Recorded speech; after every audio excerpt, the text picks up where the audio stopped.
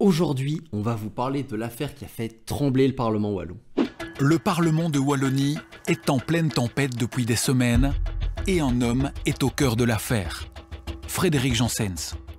Le Parlement wallon sort d'une année difficile. Démission du président, démission du bureau, suspicion dans l'octroi d'un marché public, surcoût pour un tunnel, tout ça à cause d'un seul homme incontrôlable et incontrôlé, Frédéric Janssens. Pour comprendre comment un seul homme a pu faire autant de mal, il va falloir s'intéresser 2 secondes à comment le Parlement fonctionne. Pas de comment les députés font les lois, tout ça ce sera pour une autre fois, on vous le promet. On va s'intéresser à comment ça fonctionne de l'intérieur, à comment on fait tourner la boutique au quotidien, parce qu'il en faut du monde en coulisses pour faire toutes les tâches administratives, s'occuper de la paperasse, s'assurer que tout soit bien fonctionnel pour que les députés puissent travailler dans les meilleures conditions. Au Parlement wallon, c'est environ une centaine de personnes qui s'occupent de faire ça au quotidien. Et tout ce personnel est dirigé par quelqu'un qui s'appelle le greffier.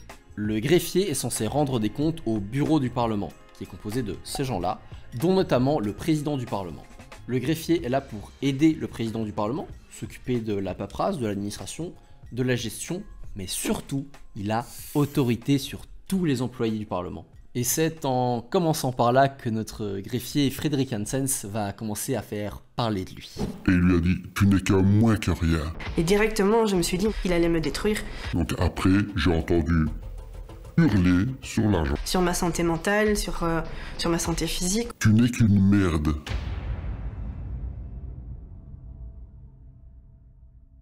Frédéric Janssens, pour la faire très courte, c'est quelqu'un qui a commencé sa carrière au MR dans les années 90. Il a fait un petit bout de chemin en politique à Wavre avant de se reconvertir en fonctionnaire et en professeur de management public dans les années 2000. Si vous voulez tout savoir sur ce qu'il a fait d'ailleurs, vous pouvez le retrouver sur Cumuléo, on vous met le lien en description.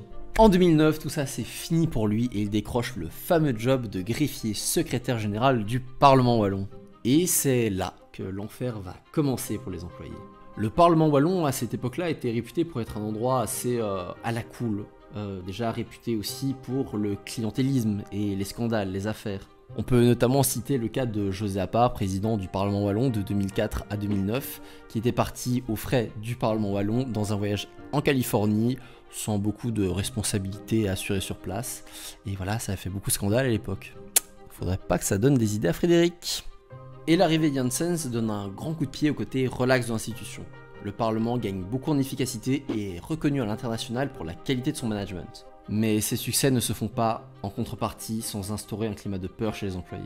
En 2013 déjà, un article du journal Sud Presse pointe les relations toxiques entre le greffier et son personnel, pointant le harcèlement, les humiliations, les sanctions, des cas de burn-out et un absentéisme anormalement élevé. Et au cours des années 2010, cette tendance va se poursuivre et se confirmer. En 2015, le bureau du Parlement demande une enquête sur le bien-être au travail. Les employés se saisissent d'un bureau d'avocats pour dénoncer les méthodes Janssens. L'enquête durera jusqu'en 2017 et aboutira, selon le service de protection et de prévention au travail Mensoura, à des mesures adéquates. Cela n'empêche pas une première employée de déposer une plainte contre le greffier qui malheureusement sera blanchi par la justice. Il aura alors toutes les armes pour se défendre à l'avenir. Le président du Parlement d'alors, André Antoine, ne tarit pas d'éloges pour son greffier et dénigre la plaignante dans la presse. Et pourtant, toujours dans un rapport de Mensoura de 2020, les violences psychosociales que le greffier fait subir à ses employés sont toujours bien présentes et des employés continuent de porter plainte contre lui. Et ce, jusqu'en 2022 où une énième plainte attire un petit peu le regard des journalistes de la RTBF. Le 12 septembre 2022, un article du journal Le Soir va enfin permettre de faire toute la lumière sur ce qui se passe au Parlement wallon. Cet article révèle notamment le contenu d'un enregistrement pour le moins accablant. T'as vu comment je t'ai dézingué, je cherchais. Bon, je fais ça sur toi? Non. Ça va, voilà. Et tu veux d'autres exemples? Oui, pas toujours. J'ai eu sa peau comment? Avec des procédés odieux. J'ai eu sa peau.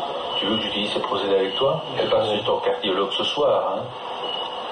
T'es à la morte à midi, hein. Mais que faisaient les politiciens, les membres du bureau, le président du Parlement, tous ces gens à qui le greffier était censé rendre des comptes et qui devaient bien être au courant? Eh bien, selon eux, et malgré toutes les sorties qu'il y a eu dans la presse, tous les rapports auxquels ils sont censés avoir eu accès, eh bien...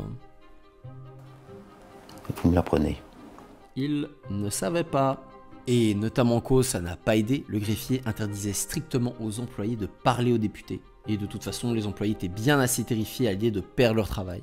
De même, les rapports de Mansoura qui pointaient les agissements de Frédéric Hanssens avaient été transmis au président du Parlement, mais pas aux membres du bureau. On se rend bien compte que le greffier agissait un petit peu comme il le voulait, sans rendre de compte à personne. Ce qui est un problème pour quelqu'un qui a autant de pouvoir de l'aveu même des membres du bureau. Oui, soyons clairs, je pense que le vrai patron du Parlement était Frédéric Hanssens, parce qu'il avait la main sur l'ensemble des services du Parlement. Et là vous vous dites déjà, eh bien, sacré personnage. Mais l'histoire ne s'arrête pas là, non.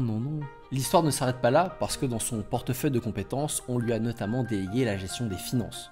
Ce qui fait qu'il peut, tout seul, sans demander l'avis de personne au Parlement, s'occuper de la gestion des commandes et des factures. Est-ce que vous vous souvenez quand je vous ai parlé du California Gate? Eh bien, il faut croire que ça a pas mal inspiré notre protagoniste qui est un grand amateur de luxe. Pas moins de 10 voyages depuis 2018 posent question tant les sommes en jeu sont importantes et les agendas sur place sont légers. Par exemple, un voyage au Canada pour que Monsieur Hanssens assiste au colloque de l'association des secrétaires généraux des parlements francophones, ça existe, notamment sur l'éthique et la déontologie parlementaire.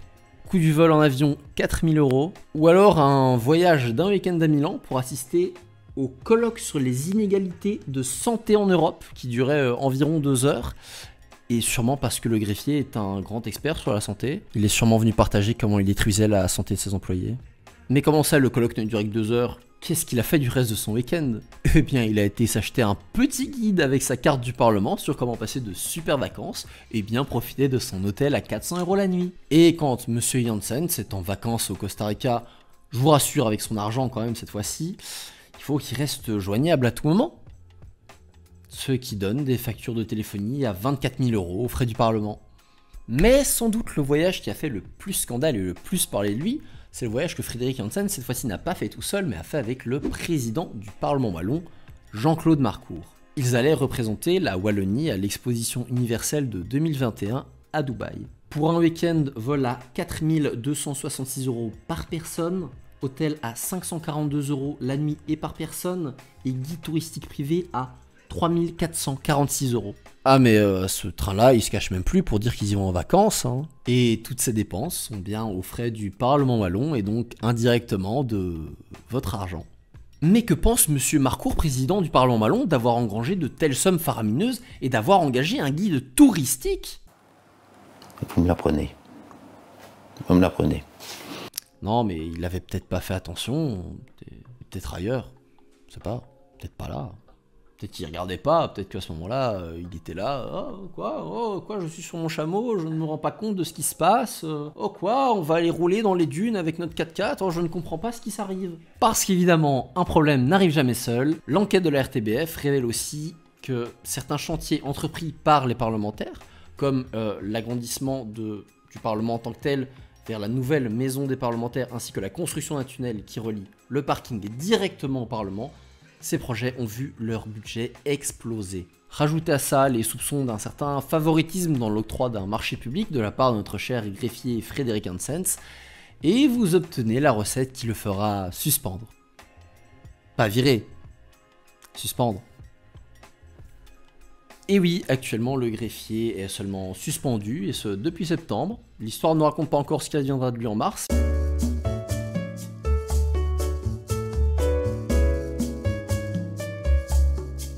Mais une chose est sûre, c'est que les députés et surtout les employés ne veulent pas de son retour. En attendant, il a quand même continué à toucher son salaire qui est de 9 000 € net par mois. La Cour des comptes, qui avant ne regardait pas du tout ce qui se passait à l'intérieur du Parlement, va maintenant jeter un œil et va mettre toute la lumière sur ces dépenses faramineuses qui ont été engrangées. Le bureau du Parlement a été complètement renouvelé, en ce compris le président du Parlement Jean-Claude Marcourt, qui est parti et qui est remplacé par ce monsieur, André Frédéric. Le bureau du Parlement s'est également ouvert à l'opposition. On y retrouve maintenant un député désengagé et un député du PTB qui, on l'espère, participeront à faire en sorte que les futurs greffiers soient un peu plus encadrés. Mais est-ce que tu trouves que c'est suffisant? N'hésite pas à nous le dire dans les commentaires, à liker, à nous partager, à t'abonner, ça nous ferait super plaisir. C'était Denis pour Belgica. Ciao!